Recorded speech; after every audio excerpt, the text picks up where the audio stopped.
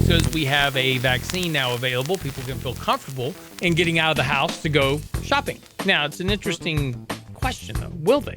You know, one thing that's occurred during the shutdown is we've changed behavior to some degree, right? We kind of gotten used to shopping online to Amazon and just having it show up at your house every day, right? It's like Christmas every day, box shows up. The question is now, will people go back to, instead of shopping online, will they go back to shopping in store? Not because they're afraid of getting the virus, or because the store was shut down, or because there was limited access, or for whatever reason. The question is now just, will they change their habit back? You know, it's a question. Now, look, sometimes people just want to get out of the house, right? I've been in the house and I'm just going to go shop for a while. Just get out of the house and go do something. Certainly the case. But the question is really, though, is will they drastically change their behavior in terms of kind of what they're doing? The one thing that the COVID did was change investor behavior. The question is just because there's a vaccine, will that behavior return back to where it was previously? In other words, we give up shopping online. We give up using our doctor online. We give up, watching Netflix for some reason to go watch Comcast.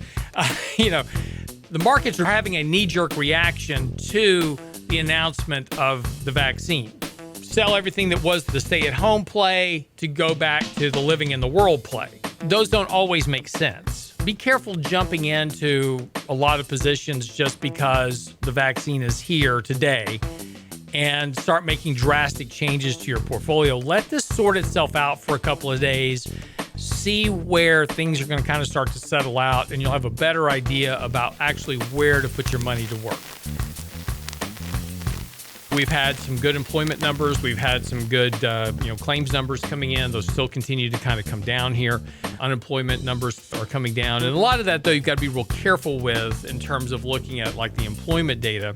Yeah, the headline numbers look great, but unfortunately, the way the unemployment number is calculated, it's a function of the number of people counted as part of the labor force. And so if you take a look at what we call labor force participation rates, that's at a new all-time low, pretty much. I mean, it's, we've seen a little bit of a pickup in that number here just recently, but it's still at a lower level than we were before we got into this, which was even a lower level than where we were post 2009. So the labor force continues to shrink. The people that we count as part of the labor force continues to shrink, which makes the unemployment number look better, right? How many people are employed versus the people that we count as part of the labor force? If we shrink that pool, that makes the unemployment number look better. Example, there's 5 people in the economy and they're all employed. So we have 100% employment. Then we have a recession and we lay off 3 of those people. So now you've only got 40% employment, right? 2 out of 5. So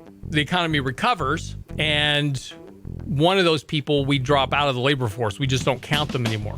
Economy goes back to recovery. We have 2 out of 4 people now employed. So all of a sudden, we've got basically 50% of the population employed at this point, right? Huge jump. Nobody else got employed. It's just one dropped out of the labor force. So the unemployment rate looks a whole lot better. That's what's happening within the economy. So if we take a look at prime age labor, 25 to 54, yes, it's recovered somewhat, but it's still deeply depressed from where it was previously. The employment is improving, but it's only improving in terms of mathematics in many facets.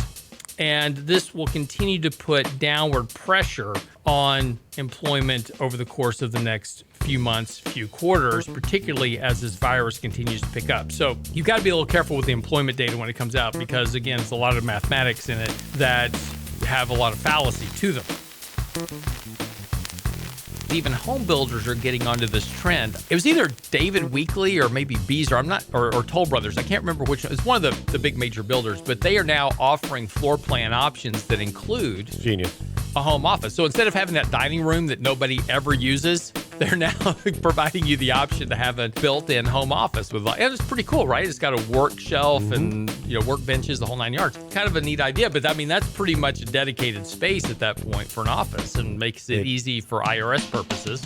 Hey, It was included in my floor plan. It is here. It is here. I can tell you that is it. If I were to ever get divorced, that will be the reason.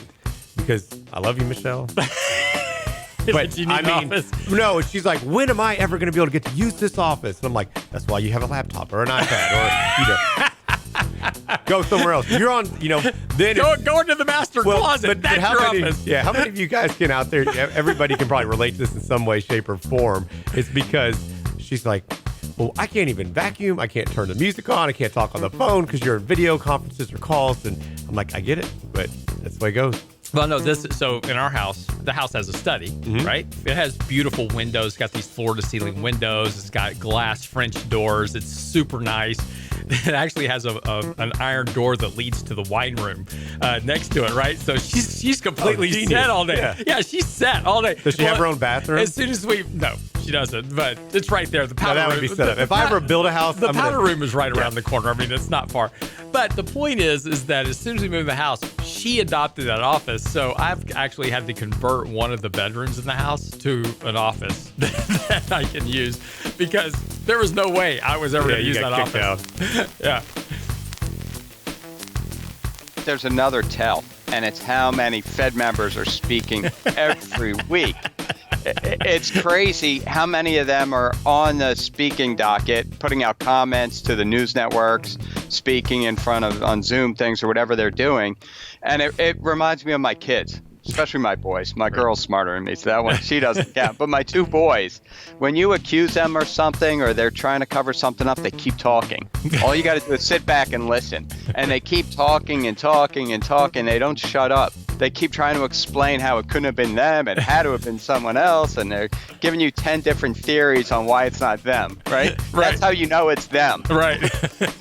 My girl's a lot smarter than me, so she's figured it all out 10 years ago. Anyway, she just says, wasn't me, and walks off. Right. How could it have been me, Dad? And then leaves. I'm like, you're right. How could it have been you? Sorry, Jacob and Andrew.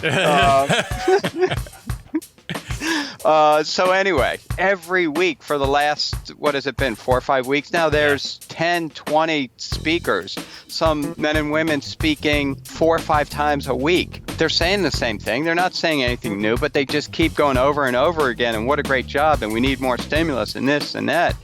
And if they were just doing their job, they wouldn't have to speak. They say enough at every 6 weeks at the meeting. Powell has to speak in front of Congress every quarter, right? Right. And maybe Powell can give a few extra speeches, but there's no need for all this constant, for lack of a better word, cheerleading. Here's what we're doing. It's great, but we need to do more. It's great. Go. We need more fiscal. But wait, you just said the right word, right? It is cheerleading, and because this is what the markets are hinged to is, the Fed said that they're going to do more, if they get more stimulus, they'll do more QE. Let's get in front of that and run these stock prices up. And this is what's called, in market speak, it's called jawboning, right? Where we're talking the markets up. And the Federal Reserve figured out that by jawboning the markets, they can actually get the effect of doing QE just by promising to do QE. There's certain things you shouldn't do in the world that will kind of get you banned from doing stuff, like streaking through a concert, kind of get you kicked out. Or a grocery store. Or a grocery store, get you kicked out. Actually, not wearing a mask in a grocery store will get you kicked out now. Same thing. But, there are things that you can do, like I said, that can get you banned, like, going to Yellowstone and cooking a chicken in the hot spring. I just want to know. I just have a question. There are things that I think about doing from time to time. The first thing that doesn't pop to my mind is like, I think I'm going to drive to Yellowstone with a raw chicken and throw it in a hot spring and cook it. What, you couldn't boil water at home? I mean, some guy sitting in the park, he's going, I wonder if this would work. If you want boiled chicken. Is that dude from Florida? Maybe. It could be. That sounds like a Florida man story. It very well could be. But yeah, it's true. Man banned from Yellowstone after cooking a chicken in a hot spring. I'm not sure why that's a bannable offense, though. I mean, it's not like anybody's drinking out of the hot spring. Well, there are rules. I know there are rules, yeah. But that probably wasn't in there. I'm sure if there was a rule book, I'm sure that in the list, like rule number 1, no swimming in a hot spring. There you go. Makes complete sense, right? And that rule has to be in there because somebody tried it. like don't use your hairdryer to shower. Somebody tried it. That's why there's a rule on the back of your hairdryer. But I'm sure in the list of rules, I will bet you if you have the rule book, there's not no cooking chickens in the hot spring allowed. I'm sure that's not in the rule book anywhere. It will be now. Oh, yeah. It will be now. What's that outdoor guide booklet? And I wonder if they're going to put out another edition with a recipe. Yeah, it could be. You know? Hot spring chicken. Yeah. Yeah. I'm not so sure, though, I'd want to eat a chicken that had been cooked in a hot spring. There's all kinds of other minerals and things going on. Yeah. I'm not sure I'd want to actually consume. Talk about growing third arms. Exactly.